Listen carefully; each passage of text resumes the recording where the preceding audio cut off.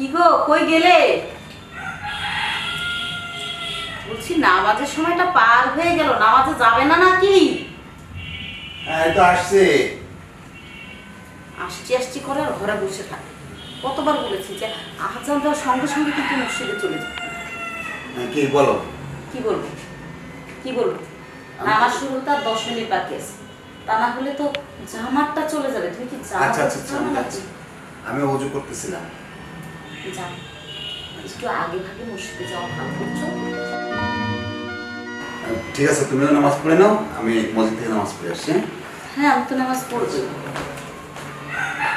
যাক, তুমি মসজিদে চলে যাবে, এখান থেকে নামাজটা আদায় করি। নামাজ তো পড়বো, কিন্তু এই ছেলেটার জন্য আমার মনটা থেকে না কষ্ট কিছুতেই দূর হচ্ছে না। বাড়িতে বাবা মা সবাই নামাজ পড়ে, 14 গোষ্ঠী ইবাদত করে, কিন্তু ছেলে হয়েছে আমার একজন। মসজিদ তো দূরের কথা, নামাজ তো দূরে থাক, সব সময় লাফাঙ্গা ছেলের মতো ওই 3/4 প্যান্ট, শর্ট প্যান্ট, কিরকম ভাজে জামা কাপড় পরে চলাফেরা করে। কতবার বার বলছি, বাবা নামাজ পড়ো, দিনের পথে আসো, দিনের পথে আসো। না, কার কথা কি শুনে? কি করব? আল্লাহ, তুমি কি পারো না আমার ছেলেটার উপরে একটু হেদায়েত করতে? একটু হেদায়েত করো, আমার ছেলেটাকে দিনের রাস্তায় ফিরিয়ে আনো, মানুষ করার তৌফিক দাও। এই ছেলে যদি মানুষটা করতে পারি, আমার জীবনের যত ন্যাক আছে সব বিফলে চলে যাবে। আল্লাহ, এরকমটা তুমি হতে দিও না, দয়া করো আমাকে। জীবনে যদি একটু পূর্ণ করে থাকি, দয়া করে আমার ছেলেটাকে একটু দিনের রাস্তায় ফিরিয়ে দাও বাবু, ফিরিয়ে দাও।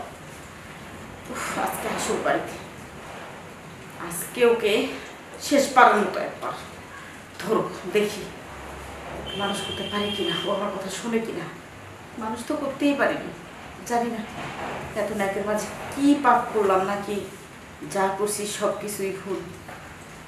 যাক, নামাজটা পড়ে নি, সময় চলে যাচ্ছে।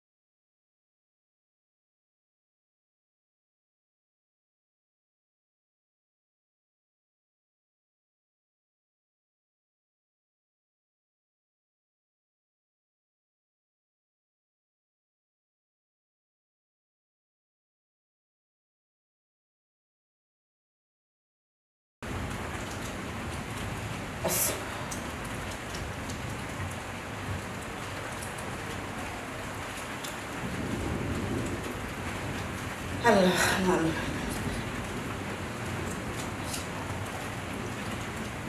আল্লাহ,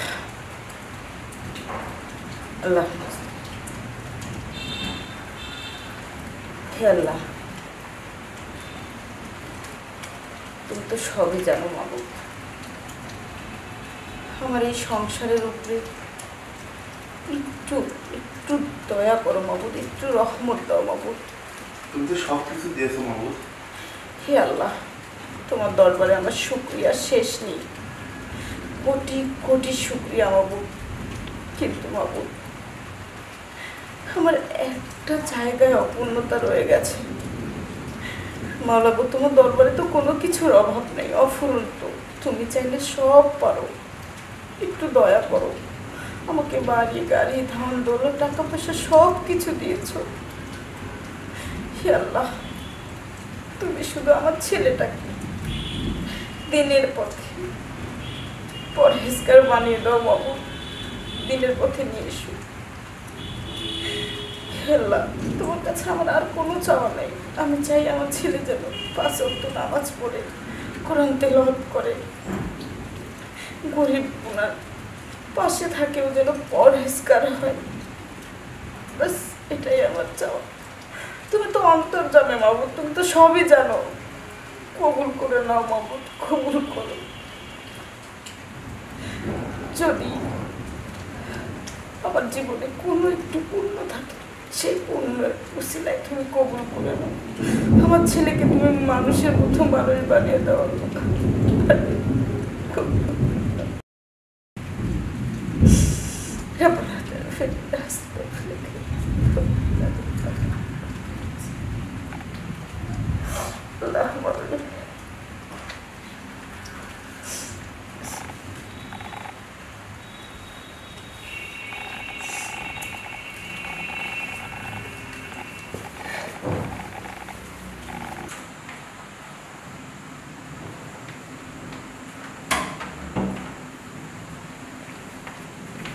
এই রোহন, জি উপরে পরে যা, আগে দিকে আয়। তুমি এই জায়গা হ্যাঁ চলো।